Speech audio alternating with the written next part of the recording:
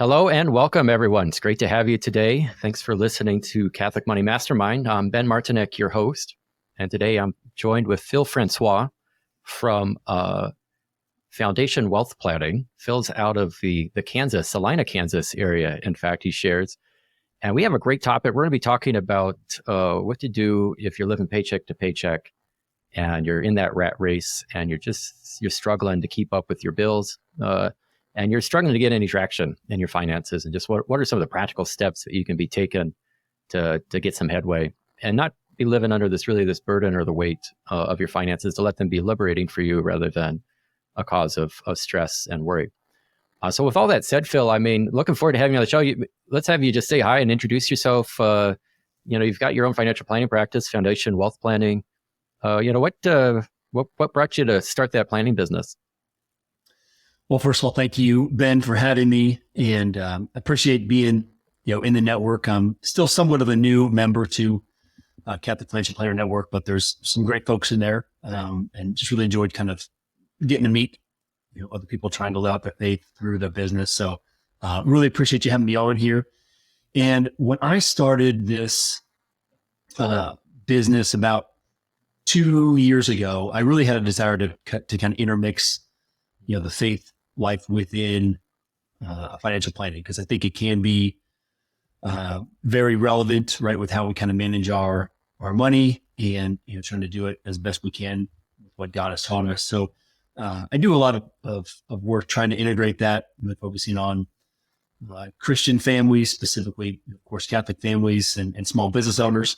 And so there's a lot of topics that just interweave kind of faith within it. And so I think it's really been kind of a nice journey to have as I started up the practice, and I'm still trying to figure it out. It's been about 2 years now, but I really had to start from scratch. So I started, I've been a financial planner for about 8 years or so. Started at a large firm, was building a book of clients, and pretty much left it all behind to start this about 2 years ago. And so I am still trying to get that underway. So I've been through a lot of times of not a lot of money, and quite frankly, I'm not completely out of the woods on that yet. So I think this would be an interesting discussion to kind of talk through some different strategies on kind of how to make it through day by day and try to break some of those paycheck to paycheck cycles.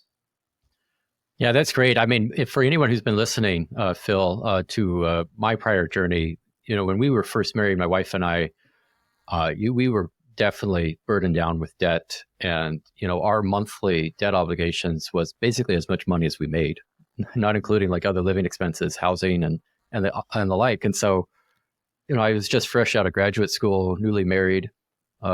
Quite frankly, thankfully, we didn't have any kids, because that just would have added to the stress and the challenge of all. It was just the two of us, but it was like, wow, we've got some work to do. This is going to be a long-term mess. And so I've been there in terms of living paycheck to paycheck. I've definitely know the reaction and the response of just the challenge or the struggle of that. It swirls in your gut, and it causes you, it's hard to sleep. You're just really sick to your stomach. You don't even want to look at your finances or look at your statements, because you just have a disgust. It's really hard almost to express it if you haven't felt it directly before, you just want to push it all away and not deal with it. But I think maybe both you and I would agree, right, Phil? I mean, what's maybe the first step that someone should take if you're in a situation where it's a struggle right now, and you are in that paycheck to paycheck cycle? What's the first step that you would recommend someone taking? Well, I think the first step before you really do anything, I think, is to acknowledge the problem, right? And so when I first got in to debt, I had to kind of acknowledge and confront it too. And my journey was really that I got into all my financial mess by choice, right? I know there's some people listening here that through circumstances beyond their control with family or what have you, or a job or the situation they were raised in, maybe fighting through that. And it wasn't always all on them. I just made, silly decisions, and I found myself in a mountain of debt with not a lot of income.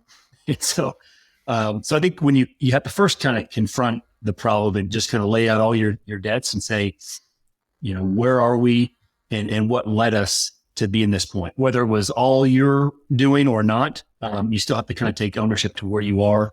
and how you're going to get out of it. So I think that's always the first piece is just kind of figure out like what is exactly the problem, because a lot of people, I'm sure you've seen that, Ben, just don't even really know what the damage is, right? How many thousands of dollars of debt am I? How much interest is accruing by not paying more than the minimum? There's a lot of things that go into that. And so you kind of first just have to see, how bad is it, and then once you know the problem, you can kind of begin to attack it. And some of that worry, I think, comes by not even really fully knowing. You just know you've got debt collectors calling, you've got credit card bills that are off the charts. You don't have enough money to cover it, but you don't even have a full grasp of the picture. So you got to kind of zoom out a little bit and figure out, okay, how much do I actually have? What do I actually have in income? And then you can kind of make a plan from there. Yeah, I would totally concur. It's as difficult as it is. And this could be a reason for you to reach out to a financial advisor or planner to get help on this, because there is an emotional barrier here. And you will intentionally, whether really more subconsciously, but you may be intentionally avoiding or delaying or ignoring this issue because of that emotional barrier. And I think, as we all know, on a rational level, that problems just don't go away on themselves. And so getting the help to get around to the other side of this and start to come up with a plan and to confront the emotional barrier really could use the benefit or the need for a professional advisor who has just, minimally just the detachment from your situation and start to think about this in a more rational level and doesn't carry all the emotional baggage or weight that you may be facing. So something to keep in mind. That can go two ways. Sorry, I didn't mean to cut you off, but that can go two ways in the sense of it might actually, once you get a third set of eyes or a second set of eyes on it, that it's worse than you thought, and you can actually begin to take the appropriate action, because you might just be kind of slow walking your way out of it, or you could be causing yourself a lot of stress.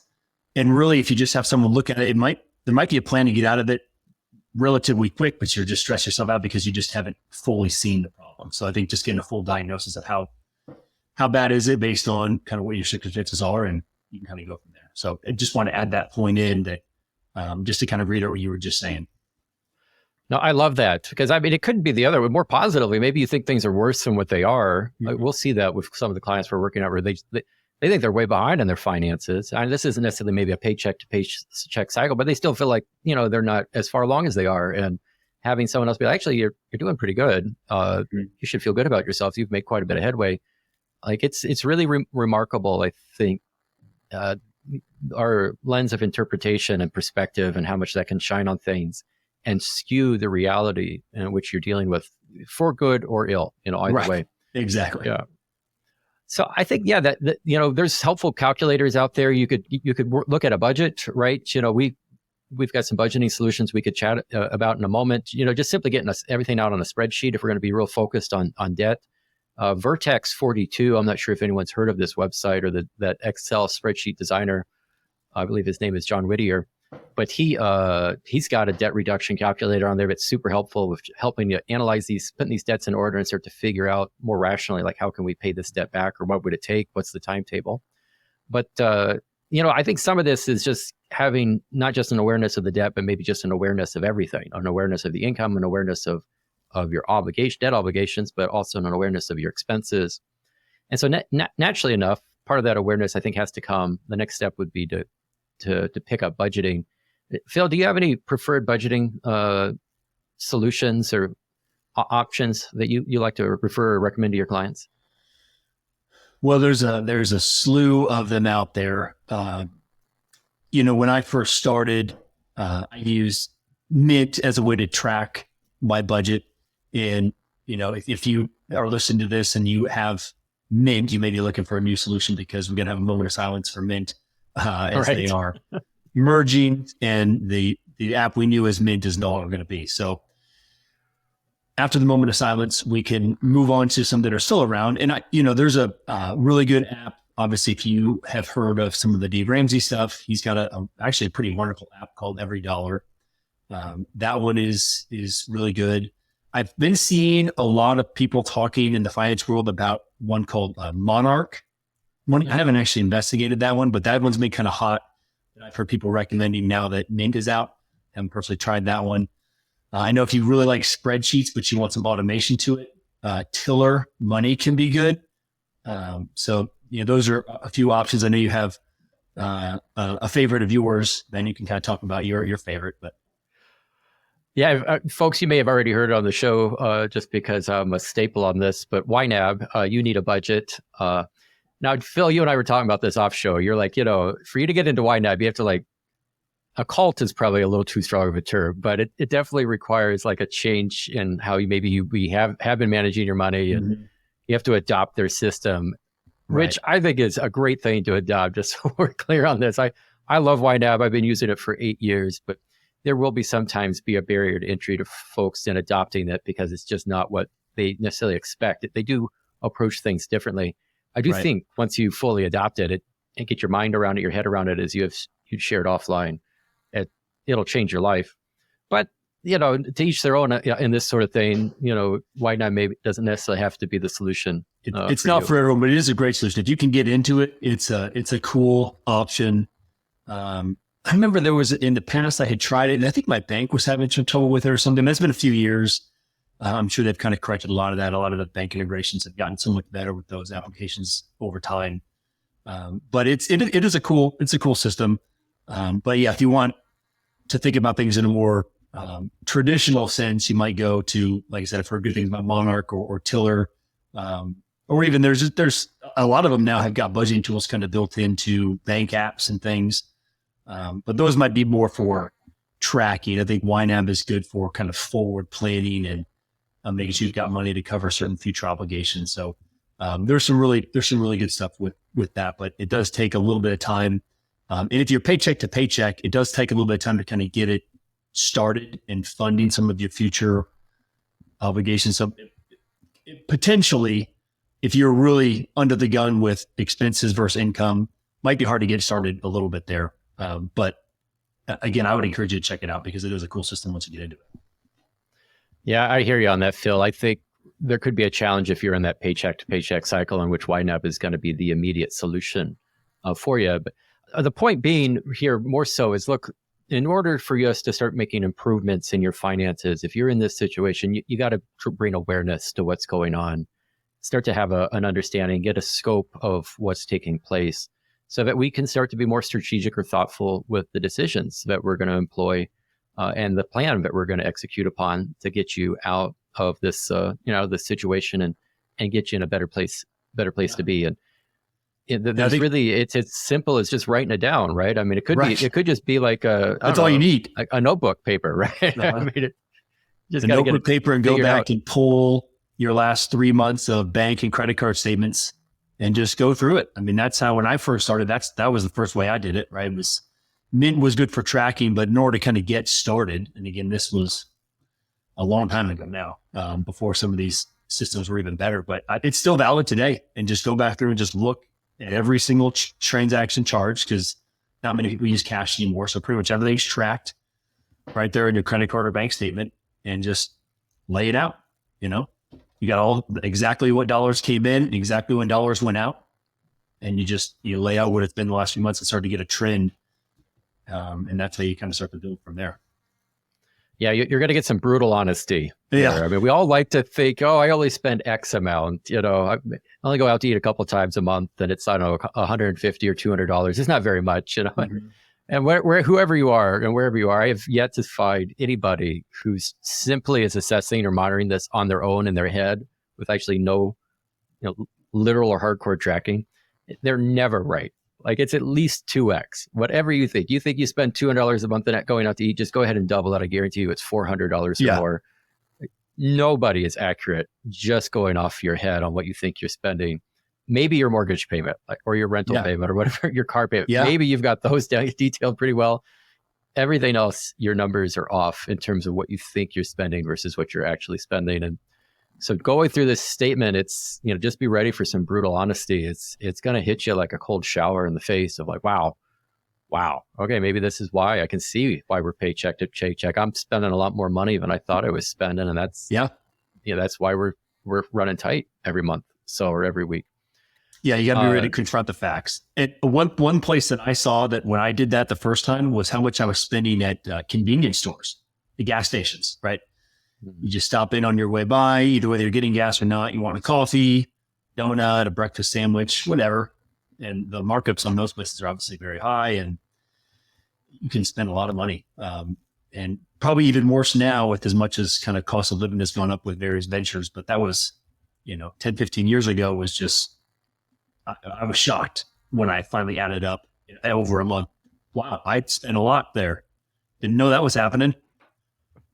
Well, and I think the other thing that comes up, Phil, too, we've seen this. See, I'd like to get into what's the next step after we've done the budgeting. But, just to speak about this mental accounting, we'll have folks who maybe they get a $5,000 or $10,000 bonus or something, maybe it's a lot larger than that if it comes in.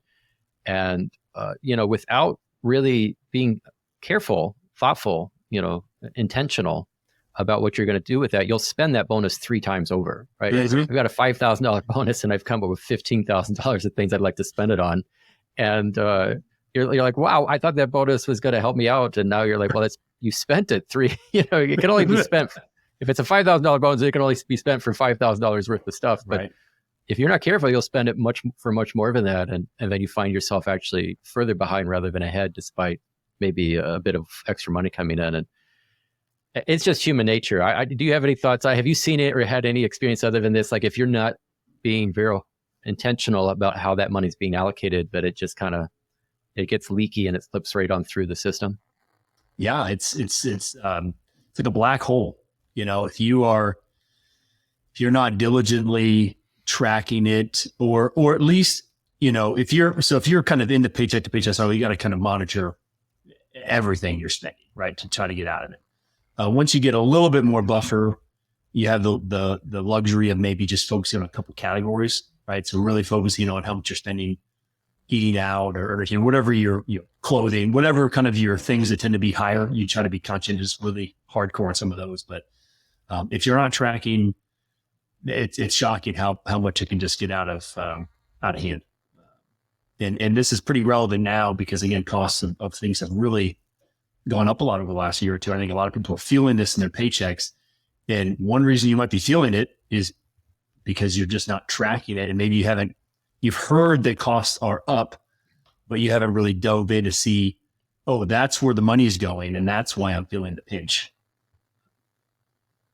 Yeah, totally, man. I hear you. So I mean, in our own situation, we've had to make adjustments, and I think that's just the beautiful thing of having a robust budget is it allows you to be aware of it, allows you to adjust, and you can you can determine what trajectory you need to be setting yourself on, and then you can make adjustments to that heading. I do some sailing, and I think some relevance here with sailing is the wind always is shifting or blowing. If you've ever sailed, you certainly know this. But you have a point out on the horizon that you're sailing towards or to, and there's a great expression that if the wind adjusts, you just got to adjust your sails. So if the wind isn't quite blowing the way it used to, you got to adjust your sails, and really your budget, at least in this analogy, is your sail. So expenses have gone up. We've got to make some adjustments, and you can really dial in on what those adjustments could or should be within that budget. Love that analogy. So, is that great? Isn't that great? Also, I love sailing too, folks. If you ever want to go sailing, just come up our parts. We'll take you out. It's a fun hobby, something I picked up a few years ago, and just makes for a good summer activity. So we're in that paycheck to paycheck moment. We have done the awareness. We've dialed it all in. We have a sense of where we're at. But the reality is as soon as I make that next paycheck, I've got all these obligations, and it's just gone. It's out right back out the door. Like we need to get some breathing room, right? Something of a gap in the situation. Like the strength of a financial situation really is what we call is positive cash flow. I mean, just the extent that there's money left over. So what are some ideas, Phil? I mean, what if you come across to someone where as soon as the money comes, it goes right back out, and it doesn't feel like they can get ahead. Outside of just having awareness, like what's the next step to start getting a gap in there and start to break that cycle? Right. Well, there's a few things that I would point to. Obviously, there's 2 levers, right? And that's either make more money or spend less money, right? And so the one that we've been focusing on to this point has been cutting expenses. And I think to maybe just to highlight that before we go on to the other pendulum, once you kind of have your awareness, I mean, you really do then have to have some sort of game plan, right? So figuring out based on the income that we have, well, then we actually need to put a spending plan together that fits within that as best we can.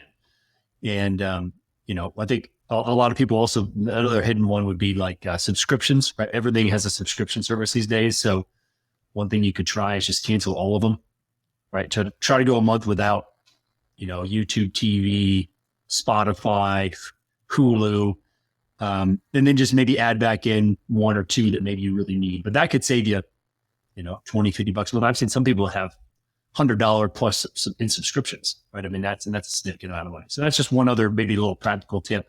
Look at your subscriptions because everything's on a subscription model these days, and it really adds up. But then, once we've got the money and we've kind of figured out, okay, I can cut subscriptions. I can maybe, make more. I'm going to get some crock pot recipes out. The crock pot is just one of the greatest inventions that you can have it at all times, but especially when you're kind of in frugal mode. It can make cheaper cuts of meat taste great. It's easy. You can make some good healthy options. So dust off the crock pot, right? You may not have had that much. And then once you've got, because that'll really free up a little bit of time to really figure out, okay, how do we get a little bit more aggressive on the other income side, right? And most likely, there's going to be some things that we can sell within our house because we are a consumer society. So maybe that's a video game system.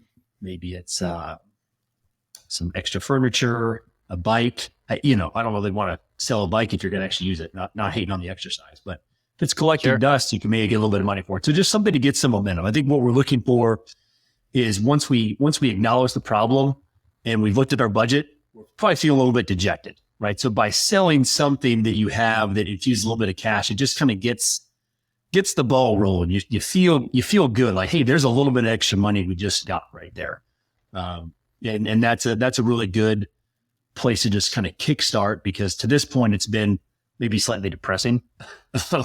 But then once you kind of have a plan and you get a little bit of infusion with a little bit of cash, I think that's a really good place to start. And I know you had kind of we were kind of talking about some ideas with two large expense items. Maybe you want to kind of go into some of that piece because that's maybe more on the expense side. But I think getting something sold because there's a whole other element of how you can make more money. But in the short term, you're trying to break a cycle. You're trying to get $500 in the bank. There's probably things around your house you could sell. Maybe work a little bit over time, but that's just really kick off some fast momentum, I think.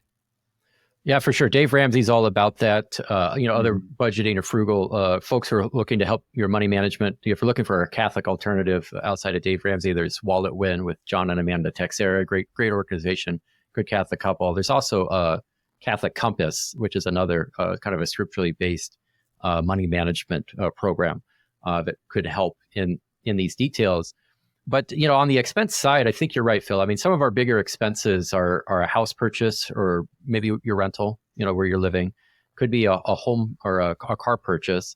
And then it could be some debt obligations. We've talked about credit cards, but it could be, maybe, student loans or other commitments. Student loans would probably be the most common regular large debt obligation outside of a mortgage that you have, or car purchases. Maybe you got a boat too, or some other fun recreational activity.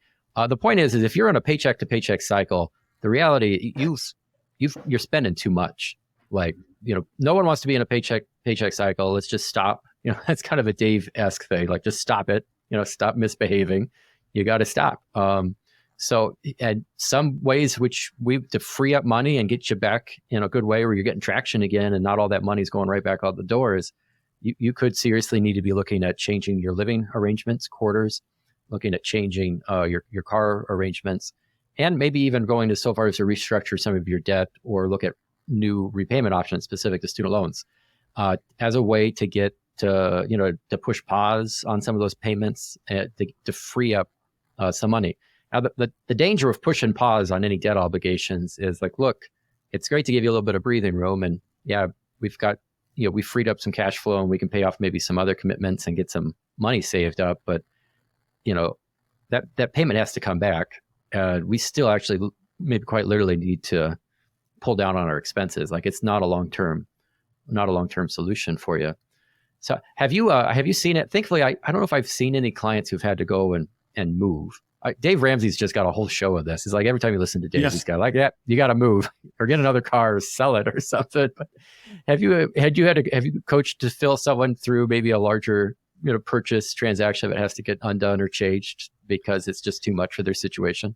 I think when by the time most people reach out to a planner, they've at least got an income that is sufficient, right, to accomplish goals. Now, you may be out there saying, well, I've got enough income, but I'm spending too much.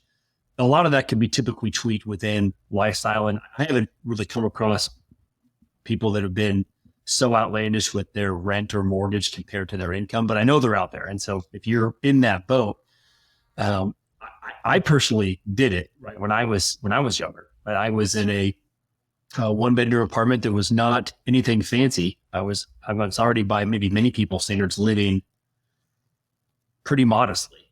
But I opted to, because I was so tight when I was young before I was married, that I opted to move to a small studio apartment that was about 300 square feet.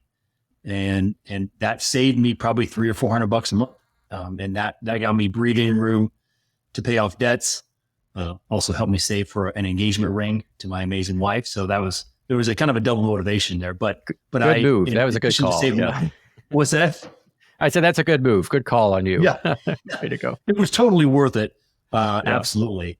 But that has been a move that I personally did make, and that's not feasible for everyone. It's harder to make that move with kids or, depending on where you already live, maybe you're having to move into a less safe area. And there's certainly considerations you got to have with that. But if you need to go a little more extreme, I don't think it's off the table, especially in this world of kind of this Catholic world we're in and wanting to support our family. I don't think it's off the table to think about asking your parents to move back in with them if the situation warrants. Now, I'm not saying that makes sense for everybody or that everybody has that opportunity, but if you're really paycheck to paycheck, I don't think going home for 6 to 12 months would be off the table to kind of build up a little bit of a cushion. And then you got to make sure you take advantage of that and stop your spending elsewhere and really actually build up some savings.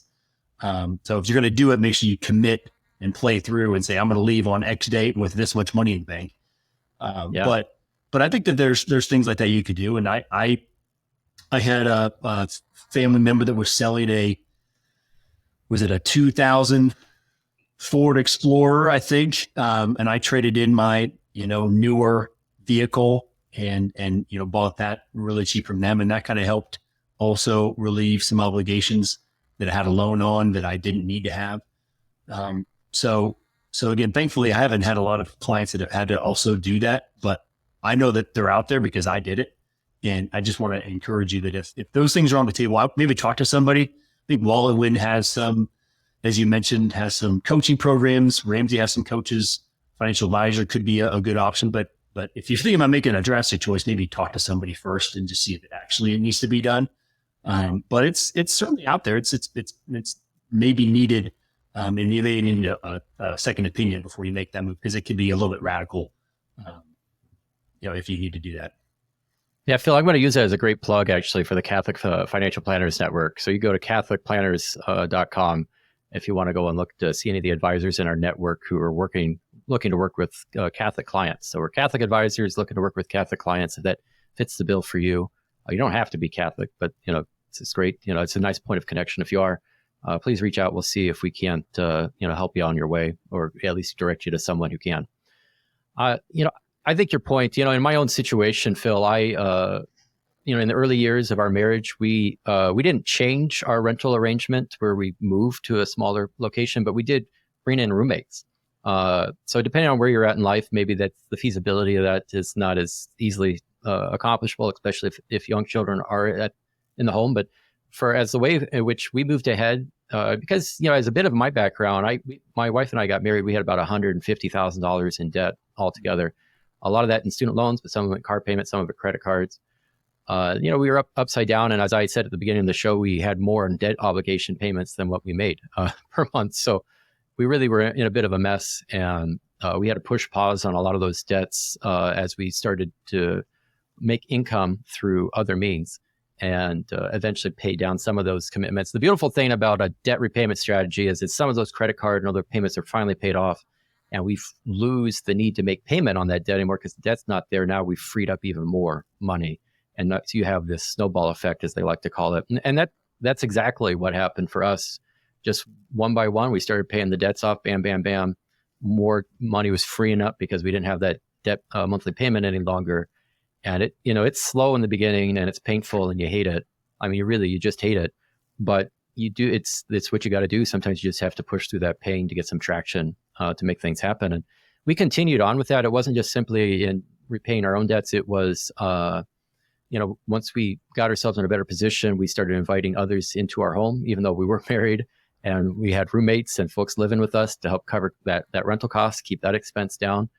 When we bought a house, in our situation, we actually went so far as to start renting all the rooms of our house out. For the locale that we were living in, there was a high demand for housing. And so we made it work. And that was a beautiful thing. It actually took our house from being a liability and a cost to us to something that was producing income. We went from needing to just pay money. We still had our mortgage payment, but we were actually, profiting, having some net home take them. And we did that for a number of years.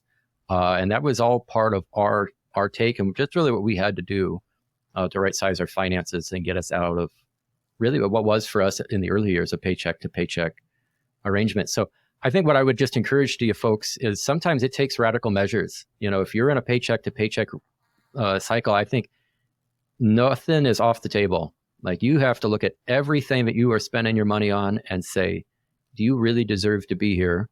Do you have a rightful place in my home? And if you don't, it's time for you to go, because you're not serving me. You're not allowing me to live the life that I desire, really the life that God desires of us. And it all is on the table to go. It absolutely is. And you had, just what a humbling story you had. I appreciate you sharing that. And really, you're working on the virtue of humility, which really is something we could all take a check on from time to time. And so, when you're working on trying to get out of these tough situations, it is a test of faith, and certainly want to be humble. And these options are on the table, but sometimes we're too proud to make some of those moves, but sometimes that's what it takes. Yeah, but I think the other side of this, Phil, expenses are one thing, and you can get some wins here, cutting your expenses back. It's kind of like, getting some wins on the income side by just selling something. And look, again, either thing, let's, if we cut some expenses, cut back, or just sell some crap, let's get it out of your life. You don't really need it, truly. You need it less than what you think you do. We are counteracting this thing called the endowment effect, that we tend to think things are more valuable when we own them than otherwise. And so we don't want to sell it because I own it. It belongs to me. How can I let it go? It's like, just get rid of it, folks. You don't need it. It really isn't as valuable as you think it is. But the long-term solution here, if you're in a paycheck to paycheck arrangement, the long-term solution isn't cutting expenses, right, Phil? It's probably increasing income. Do you have any thoughts? Have you done some maybe career coaching, or what's your experience with just helping people, to find that next thing in life that could start to really see a win for them in their finances? Yeah, I haven't been in a career coaching relations or situation, so I wouldn't say that anything that I have is any sort of high level, professionally vetted advice. But I do have a few thoughts on how you can go about that, because in this day and age of we've been in a labor shortage for the last few years, and so if you can focus on showing up, and actually doing the job, right? That's going to take you a long way. And if you actually like the job and you like the company, having a discussion with your boss to say, hey, I like it here, but what would be helpful, or what could I do here that would be more valuable, right? You're trying to create more value, right? That's ultimately, God is giving you gifts to use in the world. And I'm sure you have some wonderful ones that probably are being used to their full extent. And so if you're in a job that seems like it's either meshing or the company's meshing, or you like the company, but maybe there's a slightly different role, talk to your manager about that, about how you can, do certain things, or maybe you can ask them what they need to create more value. And that's going to eventually get you the raise that you want. To say, I want to be able to make 100,000 sounds like a nice round number. I want to be able to make $100,000 here at this company with you. Like what would I need to do to be able to get to that range? Not demanding a raise, right? Again, having some humility when you're going to ask, but how can I help, around you to help get that job, to get the income that I want. And that will work with pretty much any job. And then I've done a lot of sales jobs in the past. So the path to higher income is typically pretty clear. So you can also get a sales job, or if you're in a sales role, figure out how you can be, more effective in that role to grow your income. Those are honestly a lot more direct paths to growing your income. But so either find a job that is in sales, or if it's with a company, just find out where the value is and how you can provide that. And that's going to ultimately be the way that's going to get your income up in a really valuable, meaningful sense, versus just doing a job on the side, a second job at McDonald's. Now, maybe in the short term, you got to deliver pizzas or whatever, but you also, while you're short term making your expenses work with that second job, finding how you can, in your real full-time job, increase your income substantially.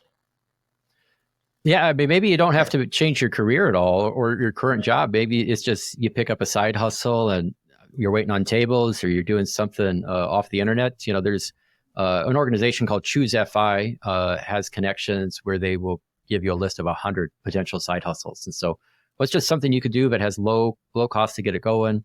It's just a matter of some sweat equity. Let's get in there and get the job done. And there's demand in the marketplace. There's side gigs out there these days now, with the different apps out there, whether you want to be, driving people or driving food, or there's different companies where you can like move furniture. I mean, you can plug in all that kind of stuff fairly easily as a nice side gig.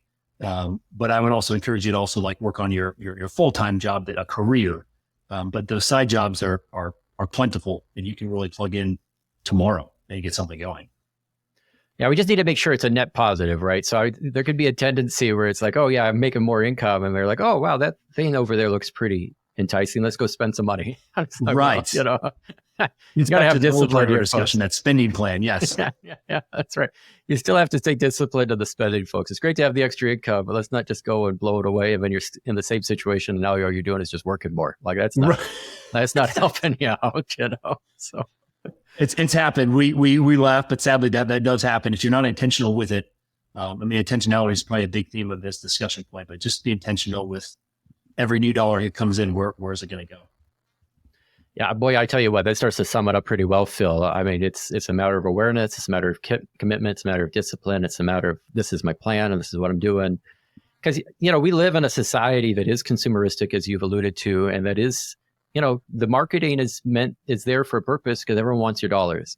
And so there's always something that's just a little out of reach. And so there's always something that's a little enticing, and you're always thinking, oh man, if I could just push or grab a little harder, I could just get that thing. And then we always like to think, whether it's just our human nature or if it's good marketing, we always like to think that's going to make us really happy and satisfied. And if I can just get this, now I'll feel better. You just got to put all that away and say, like, no, I mean, if you're in a paycheck to paycheck cycle, I don't know if I really even need to tell this to you. You're probably like, man, I'm not happy, or I'm miserable, or this stinks. Like just put that front and center and be like, a change needs to happen, and I'm going to make it, and we're going to do this. And I'm not living this life anymore. I'm done with it. And you got to swear it off and say it's a new day, it's a new me, and we're gonna push ahead. Right. So Phil, do you have any additional thoughts on the matter as we close it out with the audience on what if you were in that paycheck to paycheck cycle, what you'd like to tell everybody? Yeah, well, I would first just like to say that there's hope, right? So if you're in that cycle, and maybe it's really bad and you truly are paycheck to paycheck, or maybe you actually have a decent income, but you feel like you're paycheck to paycheck and you just need to adjust some things, there is hope. I mean, Ben and I both have examples in our life, and we certainly are not the worst situations out there, but we've paid off debt. We've kind of forged ahead, and there's countless other stories that are even more, heroic in a way than us. And so I just like to say, be hopeful, but use some of these practical tips and actually know where your money's going and be intentional with it. And, you can do it. I mean, it just takes a little grit, a lot of faith and, maybe some creativity and intentionality and you can get it. You can get there. Yeah, there you go. Trust the process, brother. That's what I like to say. You got to trust the process and look, this game plan will work. Let's just execute upon it and it's going to get us there. So it's been great having your thoughts on this, Phil. I'm glad you're able to join on the call. For anyone who might be interested in reaching out or following up with you or just learning more about your background, where should they go to learn more about you? They can go to my website would be probably the easiest way to find that, which is just simply foundationwealthplanning.com. Awesome. So that's Phil Francois, guys, not Francois, because it's, he's right. Still French, even though Phil is telling me he doesn't speak any French, which is fine. I'm from Bohemia originally. I don't speak a lick of Bohemian. So here we are. We're very American, aren't we? Yeah, very much so. Yes. Well, that's all good. Well, Phil, it's been great having you. For everyone, thanks for tuning in. Hopefully this episode was helpful to you. Please reach out to the network if we can be of assistance or give you some direction. We're here to help. That's what we're all about. And until next time, keep tuning in and God's blessings to you. Take care. Thanks, man. Have a good one. See you, man.